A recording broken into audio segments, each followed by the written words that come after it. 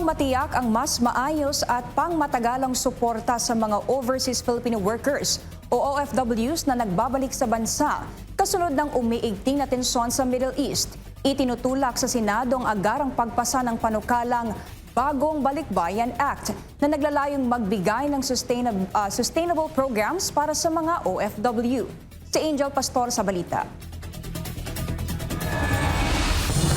Sa isinagawang pagdinig ng Senate Committee on Migrant Workers nitong Marso 5, ipinanawagan ni Senador Raffy Tulfo, ang chairman ng komite, ang agarang pagpasa ng panukalang Republic Act No. 1839 o ang Bagong Balikbayan Act na naglalayong bigyan ng pagkakataon ng mga OFW na muling makapagtayo ng matatag at sustainable livelihood sa kanilang pag-uwi sa Pilipinas. Kasunod ito ng pagdating sa bansa ng 299 na OFW na lumapag sa NAIA Terminal 3 sakay ng Emirates Flight 336 mula sa Middle East. Ayon sa senador, nasa 2.44 milyong OFW sa Middle East ang posibleng maapektuhan ng tumitinding sigalot sa rehiyon na maaring magdulot ng displacement, pagkawala ng trabaho at posibleng repatriation. Dahil dito, binigyang diin ni Tulfo na kailangang mapaghandaan ng pamahalaan ang maayos na pag-uwi ng mga OFW at ang pagbibigay ng kinakailangang suporta sa kanila sa sandaling makabalik sila sa bansa. Once they come home, what is in store for them? Dito pumapasok ang kahalagaan ng reintegration. The National Reintegration Bill or proposed Bagong Balikbayan Act is one of the priority bills under LEDAC. At talagang napapanahon para maipasa na natin ito. Lalo na ngayong may mga pangyayari kagaya ng nangyayari ngayon sa Middle East crisis.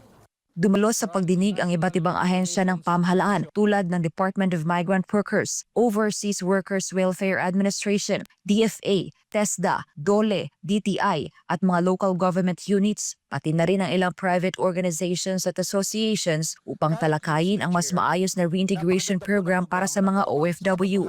Ayon kay Tulfo, bagamat mayroon ng mga umiiral na programang kaalaman, kabuhayan at kalinga sa ilalim ng DMW, kinakailangan pa rin itong palawakin at i-institutionalize upang mas marami pang OFW ang matulungan sa kanilang pagbabalik sa bansa.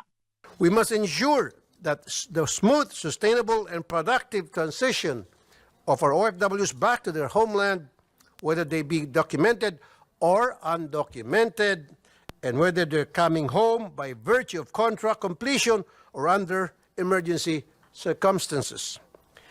Suportado naman ng iba't ibang ahensya ng pamahalaan ang nasabing panukala na layong matiyak na nakahanda ang gobyerno na saluhin at tulungan ng mga OFW sa kanilang pag-uwi upang magkaroon sila ng mapagkakakitaan at mapalago ang kanilang kabuhayan. Gayunman, ayon kay Dr. Celerino Omandap, chairperson ng Ako OFW Incorporated, hindi sapat na mag-focus lamang sa cash assistance ang mga reintegration program ng pamahalaan, lalo na tuwing may krisis. Binigyang diin niya na may mga pagkakataong hindi nagagamit ng maayos ang ibinibigay na tulong pinansyal sa ilang OFW. Wag po sana na mag-focus ang reintegration sa mga cash assistance. Wag sanang mag-focus masyado dun sa mga loan programs lang. Meron pong pagkakataon, pagkatanggap po ng 20,000, pinadalan ko pa ng GCash para sa pamasahe, para makapunta lang sa OWA. Pagkatanggap ng 20,000, Mr. Chair, sa susunod na Facebook na nakita ko sa kanya, nakapost sa, kasi hindi siya makapunta ng OWA, walang pamasahe. Pero pagkatapos na matanggap yung cash assistance, nasa OWA, meron ng couple shirt silang magsyota. So hindi nagagamit. Giit niya dapat mayroong mga programang pangkabuhayan na nakalaan para sa mga OFW sa kanilang pagbabalik sa bansa. Mas prepared namin, Mr. Chair, na merong yung structural na OFW-owned enterprise that includes, halimbawa, for example, Mr. Chair, yung mobile enterprise. Yung mga food cart na coffee shop, food cart na karinderya, food cart na bakery, food cart na parmasya. Wala pong pagkalugi po kasi yun, Mr. Chair. Kapag halimbawa hindi kumita sa isang lugar yun, ilipat mo sa harap ng simbahan tuwing linggo, kikita na siya. Ilipat mo sa palengke, kikita na siya.